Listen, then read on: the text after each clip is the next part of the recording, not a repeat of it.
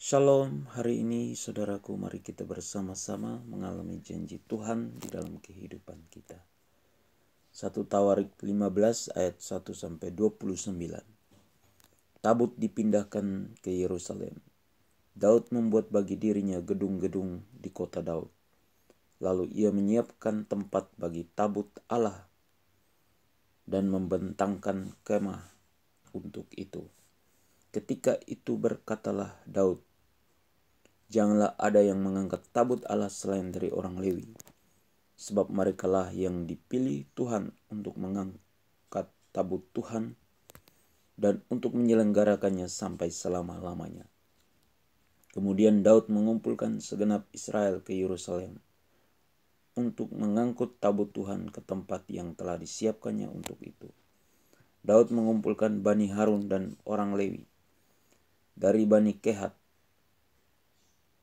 Uriel seorang pemimpin, dan saudara-saudara sepuaknya 120 orang.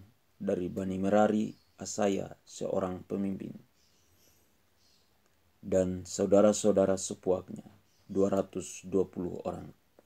Dari Bani Gerson, Yoel seorang pemimpin, dan saudara-saudara sepuaknya 130 orang. Dari Bani Elsafan, Semaya seorang pemimpin, dan saudara-saudara sepuaknya 200 orang. Dari Bani Hebron, Eliel seorang pemimpin, dan saudara-saudara sepuaknya 80 orang.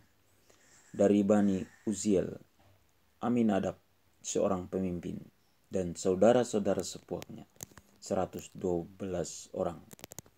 Lalu Daud memanggil Zadok dan Abiatar, imam-imam itu, dan orang-orang Lewi, yakni Uriel, Asaya, Yoel, Semaya, Eliel, dan Aminadab, dan berkata kepada mereka, "Hai kamu ini, para kepala puak dari orang Lewi, kuduskanlah dirimu, kamu ini dan saudara-saudara sepuakmu, supaya kamu mengangkut tabut Tuhan, Allah Israel, ke tempat yang telah kusiapkan untuk itu.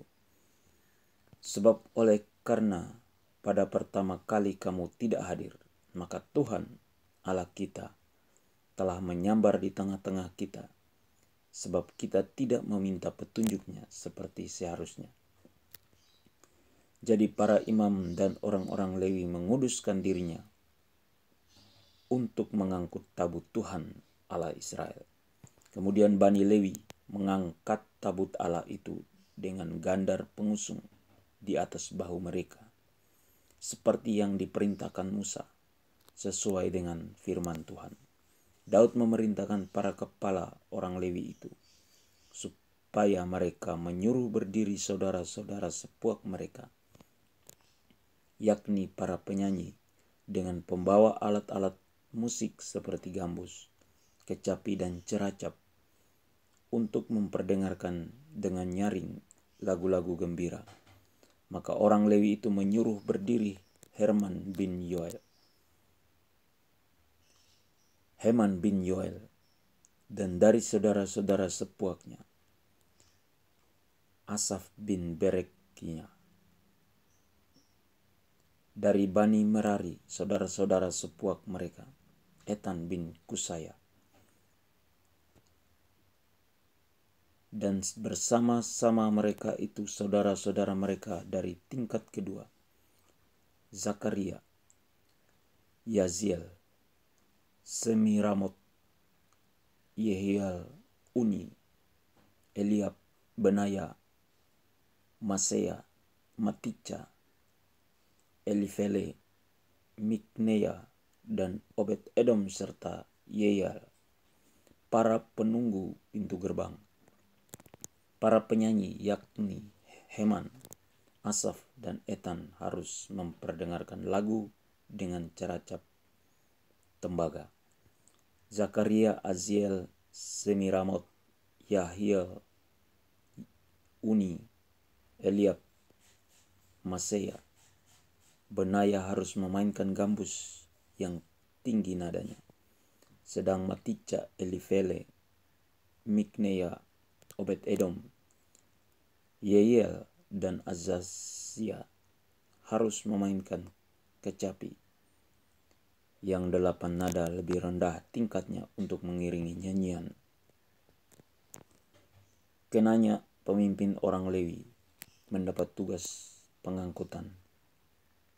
Ia mengepalai pengangkutan sebab ia paham dalam hal itu. Berekia dan Elkana adalah penunggu pintu pada tabut, dan Sebanya, Yosafat, Netanil, Amasai, Zakaria, Benaya, dan Eliezer, yakni imam-imam itu, meniup nafiri di hadapan tabut Allah. Sedang Obed-Edom dan Yehiel adalah penunggu pintu pada tabut itu.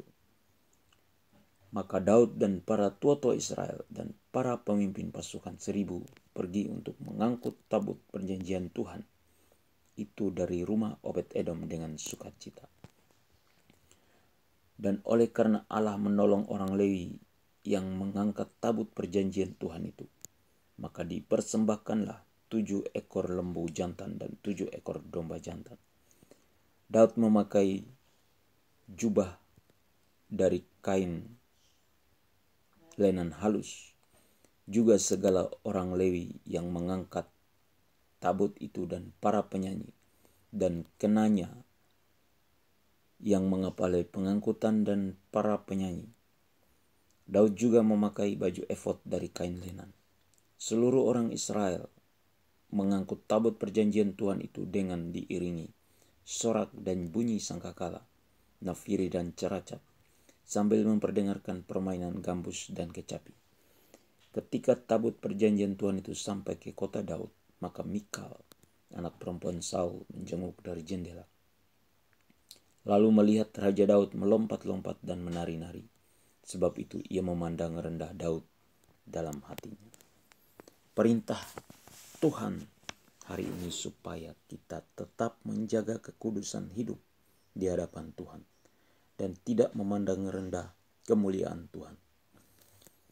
Janji dari Tuhan buat saudara dan saya hari ini, yaitu sukacita dan kemuliaan dari Tuhan turun atas kehidupan kita. Amin. Tuhan Yesus memberkati.